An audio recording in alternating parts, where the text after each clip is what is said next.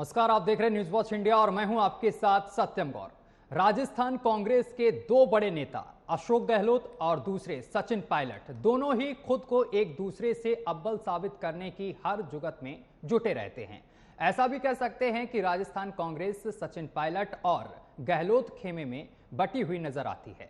हालांकि सचिन और गहलोत में से पायलट, आपको बताते चले, जो हाईकमान है इसमें वो गहलोत पर ही भरोसा जताया है, लेकिन सचिन खुद को साबित करने में कोई कोर कसर नहीं छोड़ते हैं। और अब सचिन पायलट की इन्हीं कोशिशों के बीच अशोक गहलोत के सलाहकार संयम लोढ़ा ने मोर्चा खोल दिया है और वो सामने आ गए हैं। संयम लोढ़ा ने सचिन पायलट की जनसंघर्ष यात्रा को लेकर पलटवार किया है। संयम लोढ़ा ने कहा है कि सचिन पायलट चुनावी साल में नाखून कटवाकर शहीद होना चाहते रहे हैं और उनकी जनसंघर्ष यात्रा और आंदोलन का कोई भी सियासी असर होने वाला नहीं है, उसे कोई गंभीरता से नहीं ले रहा है और ना ही लेगा। यही घोड़े और यही मैदान है, सबका हिसाब सामने आ जाएगा। अब संयम लोढ़ा के इस तरह के बयान से अब सियासत तेज हो गई है और बयान के ये साबित करने के लिए काफी है कि राज्य में आने वाले विधानसभा चुनाव में अशोक गहलोत फिर से सचिन के रास्ते आसान नहीं होने देंगे। संयम लोढ़ा के बयान सामने आया है जिसके बाद सचिन पायलट को कहीं ना कहीं बोना ये साबित करने के लिए काफी है। संयम लोढ़ा ने तो यहां तक कह दिया है कि सचिन पायलट बीजेपी सरकार के जिन घोटालों का जिक्र कर रहे हैं, पूरे 5 साल उन मुद्दों को उन्होंने उठाया है। बता दें कि सचिन पायलट लगातार काफी दिनों से अशोक गहलोत के खिलाफ आवाज उठा रहे हैं। उनका कहना है कि वसुंधरा राजे सरकार में जो भ्रष्टाचार हुआ था, आखिर 4.5 साल बीत जाने के बाद भी उस पर कार्रवाई क्यों नहीं हुई? क्योंकि सरकार जब सत्ता में आई थी तो जनता से यही वादा करके आई थी कि जो भ्रष्टाचार हुए हैं उस पर कार्रवाई की जाएगी, जांच बैठाई जाएगी। लेकिन अभी तक इन पूरे आरोपों को लेकर सरकार ने कोई संज्ञान नहीं लिया है, जिसको लेकर उन्होंने जनसंघर्ष यात्रा भी निकाली थी। लेकिन जो बयान सामने निकल कर आया है संयम लोढ़ा का, उन्होंने कहा है कि जनसंघर्ष यात्रा का किसी पर कोई असर नहीं हुआ है, सियासी असर बिल्कुल से देखने को नहीं मिल रहा है और ना ही आगे इसका असर होगा। इसके साथ ही उन्होंने कहा है कि जिस तरीके से ये यात्रा निकाली गई है ये बिल्कुल से बेकार है और उन्होंने कहा है कि जिन मुद्दों का वो जिक्र कर रहे हैं, यानी कि सचिन पायलट बीजेपी के भ्रष्टाचार के मुद्दों का, उसको पिछले 5 साल से उठाती आ रही है सरकार। तो ये तमाम बड़े बयान सामने निकल कर आ रहे हैं क्योंकि राजस्थान में अब सियासी भूचाल आ गया है और कुछ ही समय में राजस्थान में विधानसभा चुनाव होने हैं और ऐसे में अशोक गहलोत और सचिन पायलट के बीच में रार छिड़ी हुई है और हो सकता है कि सचिन पायलट को अब कांग्रेस के जो बड़े दिग्गज नेता हैं वो मना ना पाएं, क्योंकि उनको मनाने की पूरी कोशिश की गई लेकिन वो आंदोलन से पीछे नहीं हटे और उन्होंने अब एक और बड़ा बयान दिया है। उन्होंने कहा है कि भ्रष्टाचार पर अगर कार्रवाई नहीं हुई तो वो प्रदेश में और बड़ा आंदोलन करेंगे। एक बार फिर से मैं आपको बता दूं कि राजस्थान कांग्रेस के दो बड़े नेता यानी कि अशोक गहलोत और सचिन पायलट दोनों ही खुद को एक दूसरे से अव्वल मानते हैं, अव्वल साबित करने में जुटे रहते हैं और ऐसा भी कह सकते हैं कि राजस्थान कांग्रेस सचिन और गहलोत खेमे में बढ़ती हुई नजर आ रही है, क्योंकि दोनों ही एक दूसरे के खिलाफ बयानबाजी करते हैं।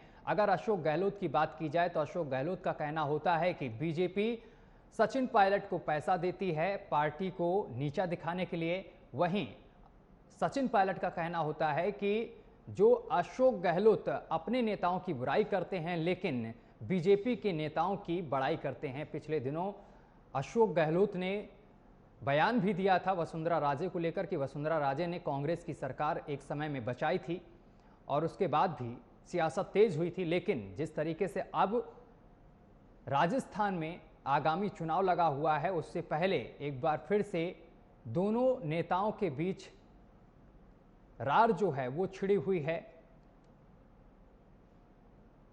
और अब इस पूरे मामले को लेकर संयम लोढ़ा भी सामने आ गए हैं और उन्होंने बड़ा बयान दे दिया है। बता दें कि अशोक गहलोत के सलाहकार हैं संयम लोढ़ा, जिन्होंने कहा है कि सचिन पायलट की जनसंघर्ष यात्रा को लेकर उन्होंने पलटवार किया है।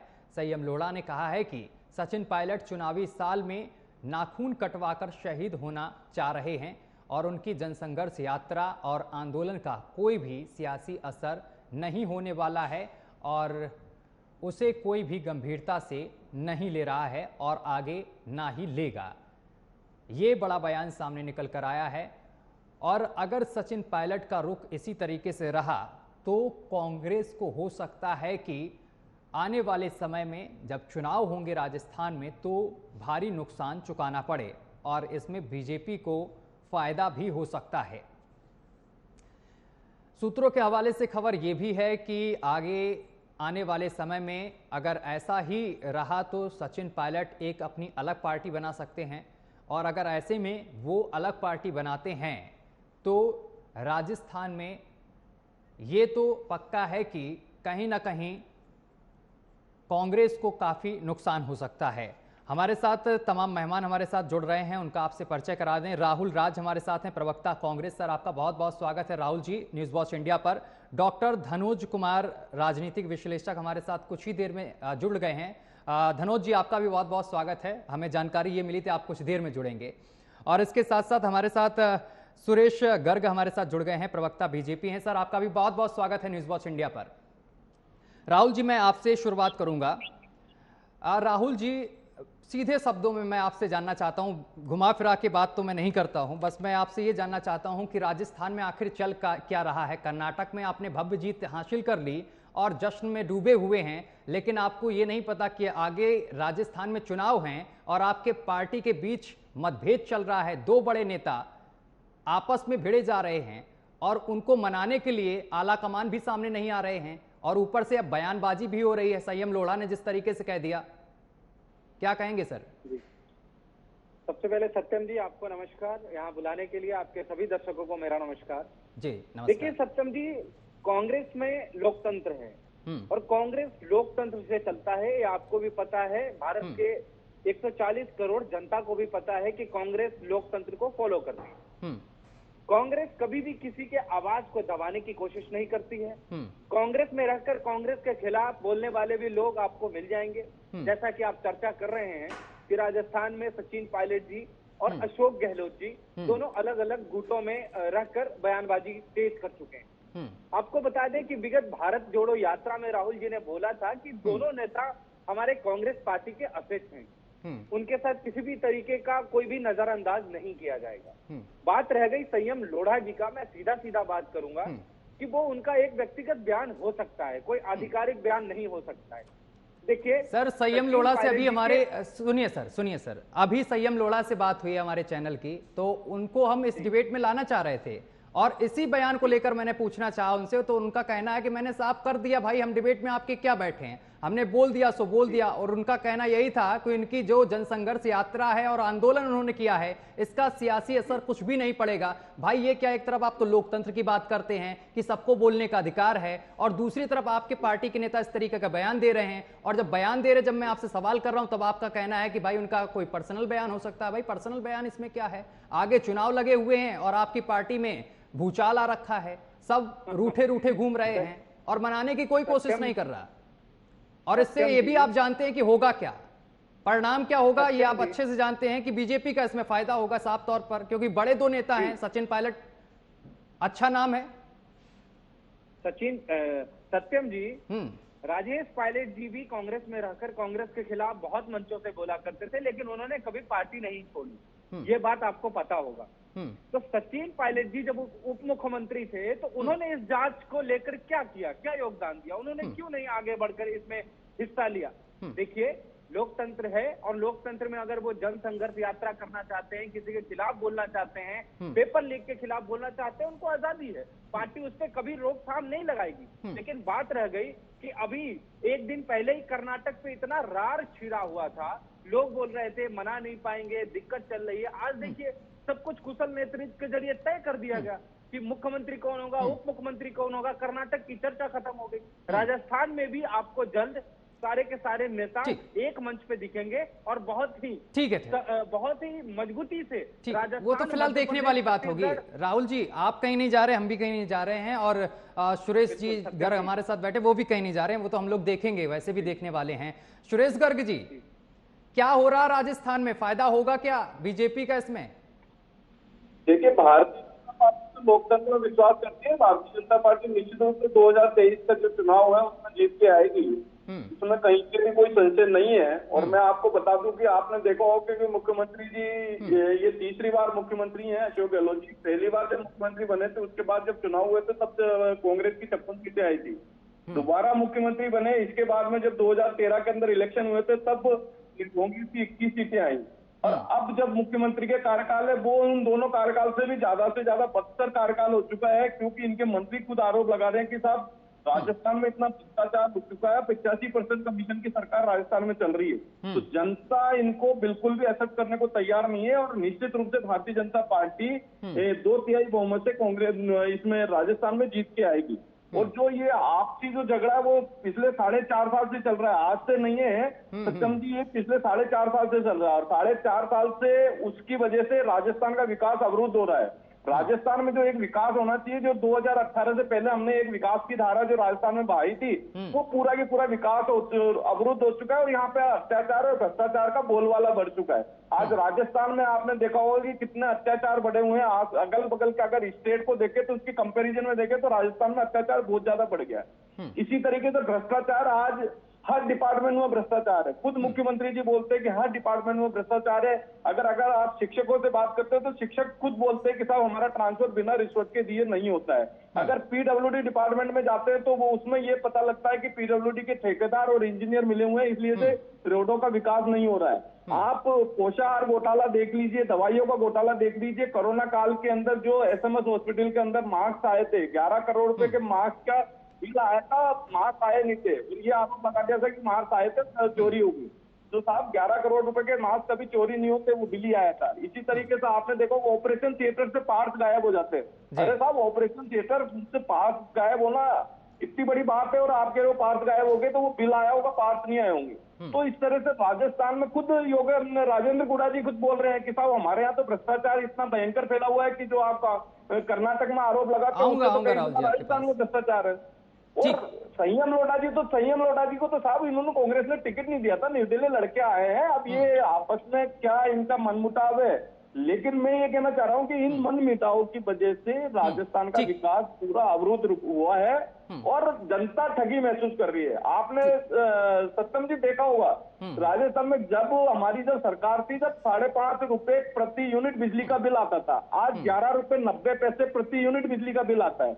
आप महंगाई की बात करते हैं कि साहब महंगाई, आज राजस्थान की महंगाई चरम सीमा पे साहब। आज पेट्रोल डीजल नहीं सर, राजस्थान में गैस सिलेंडर 500 रुपए में मिलता है। बीजेपी कांग्रेस हमेशा ये चीज उठाती रहती है। चलिए आऊंगा वापस, पहले मैं डॉक्टर धनोज जी के पास पहुंच जाऊं, वापस आऊंगा आप लोगों के पास। डॉक्टर धनोज जवाब दे दूं सत्यम जी, एक सेकंड। देखिए राहुल जी, आऊंगा वापस आऊंगा, बोलने का पूरा मौका मिलेगा, हमारे साथ आप बैठे हैं, कोई दिक्कत नहीं। एक सेकंड बस, बिल्कुल डॉक्टर धनोज जी के पास पहुंच जाऊं मैं। धनोज जी आवाज पहुंच रही है आपके पास? बिल्कुल पहुंच रही है। धनोज जी देखिए, एक तरफ तो कांग्रेस कहती है लोकतंत्र है, बोलने का पूरा अधिकार है, लेकिन बोलने भी नहीं दिया जाता है। कहा जाता है संयम लोढ़ा की तरफ से कि जो जनसंघर्ष यात्रा निकाल रहे हैं इसका कोई सियासी असर नहीं पड़ेगा, ना आगे पड़ने वाला है। भाई एक व्यक्ति इनकी पार्टी में है जो आवाज बुलंद कर रहा है भ्रष्टाचार के खिलाफ, लेकिन उसको दबाने की कोशिश की जा रही है क्या? मैं आपसे जानना चाह रहा हूँ।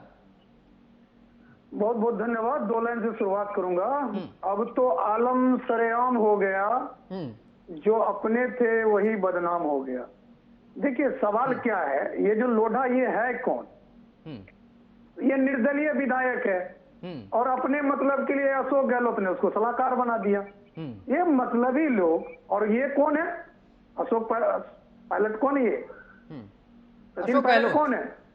अरे सचिन पायलट कौन है?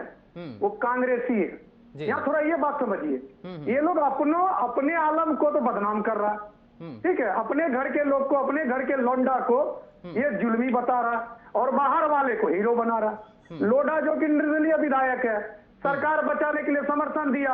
आज अशोक गहलोत का वो जो कह लीजिए, हमारे शब्दों में तो मैं वो शब्द यूज नहीं करता क्योंकि मैं हमेशा मर्यादा में रहता हूं, लेकिन 2 बात मैं कहना चाहूंगा। एक तरफ राहुल गांधी यंग है, उसके लिए पूरी कांग्रेस खड़ी है, जबकि वो बिल्कुल क्या है सबको पता है।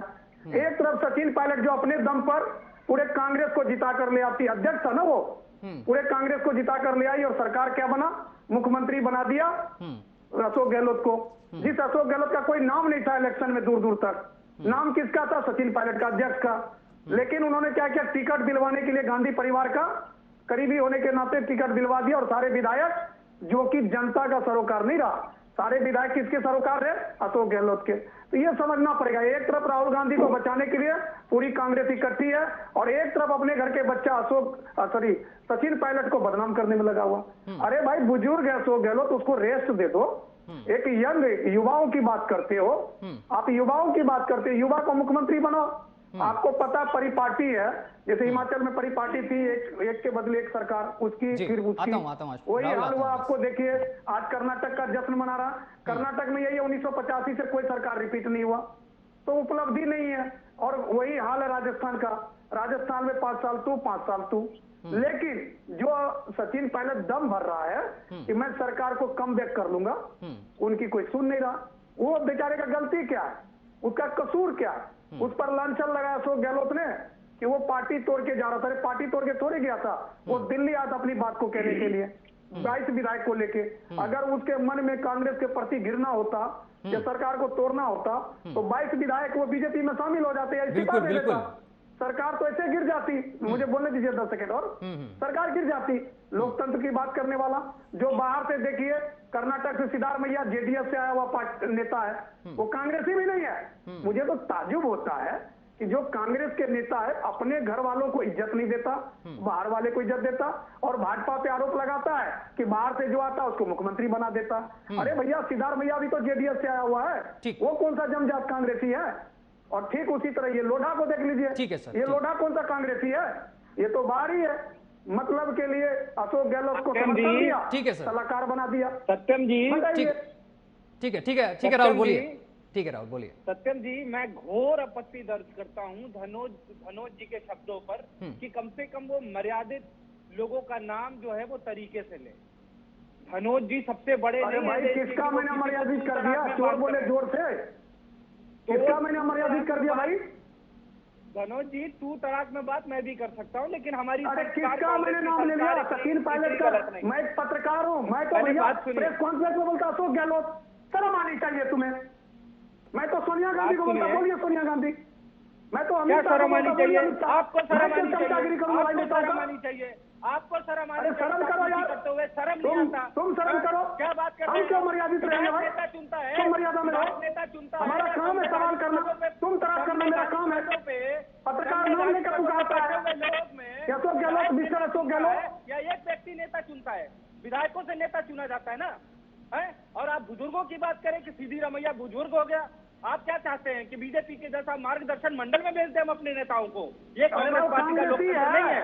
वो कांग्रेसी है, मुझे बताओ ना, उसका डीएनए कांग्रेसी है क्या? समझ गए धनोज जी? और आप जो कह रहे हैं, अरे वो जेडीएस से आया हुआ नेता कांग्रेसी है।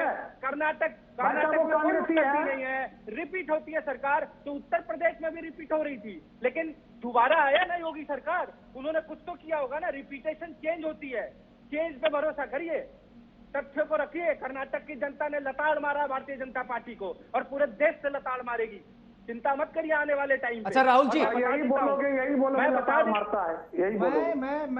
मैं बता देता हूं सबसे पहले, जो अभी थोड़ी देर पहले सुरेश गर्ग जी ने बहुत बड़ी बड़ी बातें कर दी कि कमीशन की सरकार, उनको ये नहीं पता कि कमीशन की सरकार कर्नाटक में चल रही थी 40% की, जहां से जनता ने 85% कमीशन की सरकार चल रही है। राजस्थान की विकास की बात 85% कमीशन की सरकार चल रही है। आपके मंत्री खुद बोल रहे हैं, बात कर रहे हैं, आपके मंत्री खुद बोल रहे हैं, हम तो बोल ही नहीं रहे। आपके विधायक बोल रहे हैं, भरत सिंह जी बोल रहे हैं। अरे सर राहुल जी जरा सुरेश जी को सुनिए। राहुल जी वो कह रहे हैं कि वो तो बोल ही नहीं रहे, आपके नेता ये सब बोल रहे हैं। सर भाषणबाजी आपके नेता कर रहे हैं, करप्शन की सरकार चल रही। पायलट क्या बोल रहे हैं? बताइए राहुल जी, जवाब दीजिए। पायलट क्या बोल रहे हैं? 4.5 साल में आपने क्या किया? अभी तक भ्रष्टाचार पर कार्रवाई नहीं कर पाए, जांच नहीं बैठा पाया। कोई एक ट्रांसफर बिना पैसे के करवा के बता दीजिए राजस्थान के अंदर।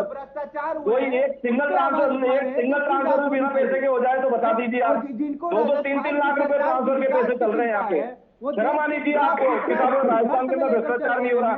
पद पे भ्रष्टाचार है, फिर अधिकारी कैसे क्लेम हो रहे हैं अगर भ्रष्टाचार नहीं है तो यहाँ पे? सत्यपाल मलिक पे नहीं बोलेंगे। सत्यपाल मलिक जी आके क्या क्या बोल गए, जब वो नेता है ना, क्या क्या बोल गए, जब गवर्नर थे क्यों नहीं बोले सतपाल मलिक, और अब क्यों बोल रहे हैं वो? विकास की बात करते हैं, देश का विकास का बेड़ा गर्क हो चुका है। सतपाल मलिक पे सर चर्चा नहीं हो रही। राहुल जी पहले जवाब दीजिए जो सवाल किया गया, मुद्दे को इधर उधर मत भटकाइए। अरे राहुल जी, हाथ पटकने से कुछ नहीं होगा, हाथ पटकने से कुछ नहीं होगा, पहले सवाल का जवाब दीजिए। वही सुरेश जी पूछ रहे हैं, वही मैं भी पूछ रहा हूं। 4.5 साल आप लोगों ने क्या किया? जिस भ्रष्टाचार को लेकर आप लोग सत्ता में आए थे, जिससे जनता से आपने वादा किया था, और फिर अब क्या मुंह दिखाकर आप जनता से वोट मांगेंगे इस बार? भाई आपने उस पर कार्रवाई की अभी तक? और आपकी पार्टी के नेता अगर इसकी आवाज बुलंद कर रहा है तो भाई उसकी क्यों नहीं सुन रहे हो? उसको क्यों बता रहे हो कि उसकी जनसंघर्ष यात्रा जो है वो बेफजूल है, बेकार है? देखिए, कोई भी कुछ भी कह रहा है, मैं आपको क्या बोल रहा हूं, हमारे राष्ट्रीय अध्यक्ष जी ने ऐसा बोला। अरे आपके अभी रंधावा का बयान आया सामने, रंधावा जी का भी बयान सामने निकल कर आया था। और अशोक गहलोत पता क्या कहते हैं? कहते हैं बीजेपी पैसा देती है सचिन पायलट को। ये तमाम आरोप लगाते हैं आपके नेता आपके अपनों पर ही। देखिए, आरोप प्रत्यारोप एक दूसरे पे चलता रहता है। अरे सर, आरोप प्रत्यारोप अगर आप किसी अन्य पार्टी पर लगाएं तो ठीक है भाई, आप अपनों पे ही लगा रहे हैं। भारतीय जनता पार्टी में आरोप नहीं थी क्या? आडवाणी जी ने नहीं बोला था क्या? आडवाणी जी आज कहाँ है? किसने क्या बोला था? आप उनके दिशा निर्देश पर चलेंगे या उनकी राह पे चलेंगे? बीजेपी की राह पर आप लोग चलते हैं या फिर आपका अलग है एजेंडा? जो देश की विकास की बात कर रहे थे, वो राजस्थान के विकास में दर्द हो रहा है उनको। राहुल जी, मुझे लगता है आपके पास जवाब नहीं है। के अंदर आरोप लगा रहे तो उस मंत्री के खिलाफ आपके पास जवाब नहीं है। धनोज जी को आपने गैस सिलेंडर 500 रुपए में कौन दे रहा है? कैसे जवाब नहीं है सत्यम जी? स्वास्थ्य की व्यवस्था किसने ठीक की है? शिक्षा की व्यवस्था किसने ठीक की है? राजस्थान का व्यवस्था किसने ठीक की है? कैसी बात करते हैं? कई मामलों में आपको पता है कि राजस्थान में टूरिज्म अच्छा है, और टूरिज्म भारत सरकार के अंदर आता है, उसमें नौकरियों की क्या स्थिति है? क्यों नहीं जवाब देते भारतीय जनता पार्टी के लोग? क्यों जवाब नहीं देते इस बात पे कि टूरिज्म की स्थिति इतना घटिया क्यों हो रखी है? बेरोजगारी के मामले में तो राजस्थान दूसरे नंबर पर है सर। बड़ी बड़ी आप बातें करते हैं। अरे सरकार, पर्यटन किसके पास है? भारत सरकार के पास है ना। नौकरी आप भी कुछ कर लीजिए जो मंत्रालय आपको दिए गए हैं भाई। पर्यटन स्टेट है, आप देख रहे हैं। दूसरे के भरोसे रहेंगे क्या हमेशा? सत्ता आपकी, सरकार आपकी, आप भी तो जनता के लिए कुछ करेंगे। आवाज बुलंद करिए, आंदोलन करिए, सचिन पायलट बन जाइए, सचिन पायलट बन जाइए। उनको कुछ गलत लगता है कम से कम प्रदर्शन तो करते हैं ना। अगर आपको नहीं सुनना है सत्यम जी तो बात ही अलग है। अगर आप ऐसे बोलेंगे एक के ऊपर एक तो बात ही खत्म है। आप सवाल का जवाब ही नहीं दे पा रहे हैं तो बोलना पड़ रहा है ना यहाँ पे। कैसे नहीं दे रहा हूँ सत्यम जी? तो आप बताइए 4.5 साल में क्या किया आपने? बस यही मैं जानना चाह रहा हूँ। मैं वही तो क्यों नहीं की गई कार्रवाई भाई? अभी भी वो जब आंदोलन कर रहे हैं तो क्यों उस पर कोई एक्शन क्यों नहीं लिया जा रहा? आपके पार्टी के वरिष्ठ नेता क्यों नहीं बोल रहे हैं उस पर? मिनी मुख्यमंत्री बना दिया इन्होंने। 4.5 साल के अंदर हर विधानसभा में मिनी मुख्यमंत्री बना दिया। जो इनके नेता है उनको करोड़पति बना दिया। ये काम किया इन्होंने 4.5 साल से। जनता बिक रही है, जनता को बिना रिश्वत के पैसे का काम नहीं होता। आज जयपुर के अंदर जेडीए नगर निगम में पट्टा लेने जाओ, बिना रिश्वत के पट्टा नगर निगम और जेडीए। और नहीं तो आप ये देखो, हर महीने 100 पट्टा फर्जी निकल रहे हैं जेडीए और नगर निगम से। इसके बावजूद भी कर्मचारियों पर कार्रवाई की क्या आपने? हर महीने यहाँ पे पट्टे फर्जी पट्टे इश्यू हो रहे हैं। धरना पे हमारा नेता तो कम से कम सड़कों पर है, आपके संसद बचाने में आपका पूरा टीम लगा हुआ है। देश की पहलवान बेटियां धरने पर बैठी है, आपको शर्म नहीं आता? आप हमारे नेता, ठीक है, वापस आऊंगा। ठीक है, धनोज जी के पास जाऊंगा। ठीक है सर, वापस आता हूँ आपके पास। राहुल जी, बस पहलवान बेटियां जिन्होंने गोल्ड मेडल लाके देश को दिया है। राहुल जी, आप डिबेट को इधर से उधर क्यों ले जा रहे हैं? मैं डिबेट को केवल राजस्थान पर ही रखूंगा। राजस्थान पे आ रहा हूं। मेरा मुद्दा आज राजस्थान का है और आज आपको इस पर जवाब देना पड़ेगा क्योंकि राजस्थान में आगामी चुनाव हैं और आपके पार्टी में मतभेद है। आप इधर से उधर मुद्दा भटका रहे हैं, मैं भटकने नहीं दूंगा इस चीज को। चलिए ठीक है धनोज जी, मैं आपके पास आऊंगा। धनोज जी, राहुल जी कह रहे हैं कि हम मना लेंगे अपने पार्टी के नेताओं को। क्या मान पाएंगे पायलट जी? मानेंगे अब इतना सब होने के बाद? देखिए, अभी वर्तमान में मल्लिका खड़गे अध्यक्ष है और आला कमान जो है गांधी परिवार है। ठीक है, अभी आपने देखा होगा कर्नाटक वाला में भी वो कहते हैं कि मना लेंगे। इतने सालों से तो मना के ही तो रखा है। 2-2.5 साल से सचिन पायलट रुका हुआ था। तो क्यों रुका हुआ था? इसीलिए तो रुका हुआ था क्योंकि उसको भरोसा दिया था आला कमान ने कि कुछ दिन रुक जाओ, जब सब स्थिति ठीक हो जाएगा तो तुमको मुख्यमंत्री बना देंगे। हाँ, इनको तो धोखा तो उसके साथ हुआ है ना, पार्टी के ओबीसी के साथ धोखा हुआ, दलित के साथ धोखा हुआ, बताया था लेकिन आप ये मुख्यमंत्री बना दिया जाएगा उनको, इनको अरे भाई तभी तो माना, अरे बोलने तो दो भैया, क्यों उछल रहे हो, बोलने दो। अरे दर्द है, मान जाएगा कोई, क्या वो दूध पीता बच्चा है क्या? आपको दर्द है, मैं समझ रहा हूँ। अरे मुझे तो दर्द है सचिन पायलट का, जीतने जा रही है सचिन पायलट के साथ भाई, छत्तीसगढ़ भी आपको दर्द है मेरे भाई। अरे सुन तो दर्द है भाई, धनोज जी को क्यों दर्द होगा राहुल? सचिन पायलट के प्रति मुझे दर्द है। आप एक ओबीसी नेता को इतना प्रताड़ित कर रहे हो, के खिलाफ दर्द नहीं है, इतना प्रताड़ित कर रहे हो तो दर्द तो है, सत्ता जाने का दर्द है। आपके लिए गहलोती है भाई, सत्ता जाने का दर्द बीजेपी को होगा, धनोज जी को क्यों होगा? आप इस तरीके की बात क्यों कर रहे हैं भाई साहब? कांग्रेस को, भाई साहब इनकी बातों से लग रहा है कि इनका झुकाव किस तरफ है। सचिन पायलट को बदनाम कर वो रहे तो हो। वरिष्ठ पत्रकार है, वो दोनों तरफ से बातचीत कर रहे हैं, राजनीतिक विश्लेषक के तौर पर बैठा है। किस बात के लिए बदनाम कर रहे? सचिन पायलट को पूरी आजादी है, वो संघर्ष यात्रा निकाल रहे, बीजेपी से पैसा ले रहा, कैसे बोल रहा उसका सांठगांठ है। ठीक है सर, एक सेकंड, सुरेश जी ठीक है सुरेश जी, ठीक है। सचिन पायलट ने ही तो जिताया कांग्रेस को। ठीक है धनोज जी, वापस आएंगे। एक व्यक्ति जिता देता है पूरी पार्टी को, ये ठीक है सर, सुरेश गर्ग जी के पास पहुंचने दीजिए सर, उनसे भी कुछ। ठीक है सर, ठीक है एक कार्यकर्ता की आवश्यकता होती है, राहुल जी ठीक है, एक जनता की आवश्यकता होती है। कैसी बात कर रहे हैं राहुल जी? मुद्दों पे बात करते हैं, भटक क्यों रहे हैं आप? भटक जाते हैं, बार बार मुझे आपको लाइन पर लेके आना पड़ रहा है। सुरेश जी ठीक है, सुरेश जी ठीक है सर। सुरेश जी, सुरेश गर्ग जी, ये बताइए कि जो चुनाव आगामी आने वाले हैं, ऐसे में पायलट साहब तो नाखुश नजर आ रहे हैं अपनी पार्टी से और मोर्चा खोले हुए हैं, ऐसे में बीजेपी के लिए क्या ये संजीवनी साबित होगा? देखिए, भारतीय जनता पार्टी का तो देखो संगठन मजबूत है। भारतीय जनता पार्टी संगठन पर विश्वास करती है। जो मोदी जी की जो पिछले 9 साल की योजना है, जो पिछले 9 साल के अंदर भारत में जो विकास किया है, उस मुद्दे पे जो कांग्रेस की पिछले 4.5 साल की नाकामी है, उस मुद्दे पे हम जनता के बीच में जाएंगे और जीत के आएंगे। लेकिन पिछली बार आपकी सरकार पर भ्रष्टाचार के आरोप थे सर, कोई लेना देना नहीं है। भ्रष्टाचार के आरोप थे, बिल्कुल। हम वसुंधरा राजे पर जाएंगे जनता के बीच में। जो 85% कमीशन की सरकार राजस्थान में चल रही है, वो जनता को बताएंगे। जनता को खुद को भी पता है कि राजस्थान में 85% कमीशन की सरकार चल रही है। आज जो राजस्थान में जो भ्रष्टाचार चरम सीमा पे है, वो सबको पता है किस तरह से राजस्थान में काम हो रहा है, किस तरह से जनता परेशान हो रही है। युवा सड़कों पे क्यों है, आज कर्मचारी सड़कों पे क्यों है? कर्मचारी अपने मांगों के लिए, आंदोलन के लिए सड़कों पे कई दिनों से सड़कों पे है। आज छात्र जो युवा है, युवा आंदोलन कर रहे हैं, उनको नौकरियों की जरूरत है। इन्होंने 2 लाख नौकरी प्रति वर्ष का वादा किया था। आप 4.5 साल के अंदर मात्र 1,25,000 नौकरी दी है इन्होंने। अब आप देख लीजिए कितना झूठा बोलते हैं। 2018 में यहाँ आए थे जब संपूर्ण कर्जा माफी की बात कर रहे थे किसानों की, अभी तक संपूर्ण कर्जा माफी नहीं हुआ, 4.5 साल हो गए। दिन में बिजली देने की बात की थी, दिन में बिजली नहीं मिली। बिजली सस्ती देने की बात की थी, सस्ती तो छोड़ो, 11 रुपए 90 पैसे प्रति यूनिट कंज्यूमर का बिल आ रहा है। ये देख लिया आप। जो हमने वेट राजस्थान में जो दिया था, हमारा जो वसुंधरा जी के सरकार के टाइम पे जो वेट था, वो वेट ही कर दीजिए। पेट्रोल डीजल राजस्थान में सस्ता हो जाएगा। आज राजस्थान की रोडवेज की बसें दूसरे राज्यों से भर के आती है डीजल। इससे ज्यादा दुर्भाग्य और क्या हो सकता है? आज राजस्थान का विकास अब रुका हुआ है, तो जनता समझ रही है, जनता भारतीय जनता पार्टी को जिता के आएगी। ठीक है, बिल्कुल बिल्कुल। राहुल जी 20 सेकंड आपके पास है, फाइनल कमेंट। देखिए, अभी सुरेश जी ने सिर्फ मोदी जी का नाम लिया। देखिए, मैं यही कह रहा हूँ कि कांग्रेस पार्टी में लोकतंत्र है। हम अपने राष्ट्रीय अध्यक्ष का नाम लेते हैं, वो जेपी नड्डा जी के नाम लेने से बच रहे हैं। दूसरा, उन्होंने 2 लाख रोजगार की बात की और वो भूल चुके हैं कि मोदी जी 2 करोड़ रोजगार की बात किए थे पूरे देश में। उसकी स्थिति क्या है, उस पर भी चर्चा होना चाहिए। डीजल पेट्रोल की स्थिथि क्या है, उस पर भी चर्चा होना चाहिए। स्मृति ईरानी जब 460 रुपए की सिलेंडर था तो सड़क, अरे भाई साहब सुन तो लो, अरे सुरेश जी सुन तो लो। सत्यम जी ऐसे नहीं चलेगा, ऐसे नहीं चलेगा सत्यम जी, सत्यम जी ऐसे नहीं चलेगा। मैं बिल्कुल शांति से सुन रहा था, ऐसे नहीं। अरे विज्ञापन की सरकार तो मोदी सरकार है साहब, विज्ञापन की सरकार तो मोदी सरकार है। जितना विज्ञापनों पे मोदी सरकार ने पैसे खर्च किए, किसी की हिम्मत नहीं उतना पैसा खर्च कर दे। विज्ञापन लगा रखे सत्यम जी। अरे भाई साहब, आपके तो पूरे देश के एक कोने नाले पर नाले पे आपका एडवर्टीजमेंट लगा हुआ है।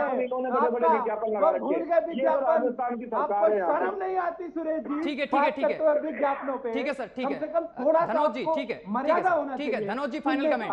ठीक है सर, ठीक है, धनोज जी को बोलने दीजिए। धनोज जी फाइनल कमेंट। देखिए, फाइनल कमेंट में इतना ही कहूंगा सत्यम जी, जी कांग्रेस पार्टी कुछ भी कह ले, लेकिन एक युवा नेता, एक उभरता नेता जो भविष्य है, राजस्थान की भविष्य है, जिस पर वहां के लाखों युवा भरोसा करता है, ऐसे नेता के ऊपर इल्जाम लगाना, प्रताड़ित करना, उसके साथ धोखेबाजी करना, उसके बाद वादा खिलाफी करना, ये नुकसान किसको देगा? कांग्रेस को ही तो देगा, क्योंकि उनके घर का बच्चा है, कांग्रेस ही है वो, उनके जन्मजात कांग्रेस ही है, थोड़े कि किसी दूसरे दल से शुरुआत किया। तो ये कांग्रेस को समझना है, इस बात से कांग्रेस को समझना है, अगर उसको प्रताड़ित कर रहा है तो उसका नुकसान किसको होगा? कांग्रेस को ही होगा। मैं तो इतना ही कहूंगा।